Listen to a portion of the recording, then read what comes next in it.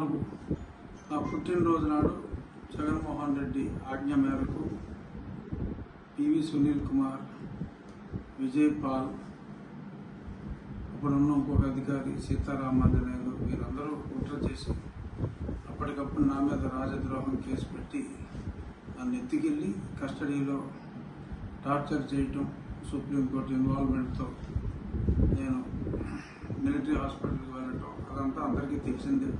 నన్ను చంపాలని చూడటం, ఆ గుంటూరు హాస్పిటల్ సూపరింటెండెంట్ దొంగ రిపోర్ట్లు ఇవ్వటం, దాన్ని మిలిటరీ హాస్పిటల్ హైకోర్టు న్యాయమూర్తి పర్యవేక్షణలో, ఇప్పుడు రిజిస్ట్రార్ జనరల్ తర్వాత న్యాయమూర్తి అయ్యారు, వారి పర్యవేక్షణలో జరిగిన రిపోర్ట్స్లో ఏం చెప్పారు ఇవన్నీ కూడా పెట్టి నన్ను ఏ విధంగా హింసించింది, వీరి మీద ప్రేరేపించిన ముఖ్యమంత్రి మీద, వీరందరి మీద చర్యలు తీసుకోవాలి, కేసు బుక్ చేయాలని చెప్పి ఈరోజు నేను గుంటూరు ఎస్పీ గారికి కంప్లైంట్ ఇవ్వటం జరిగింది.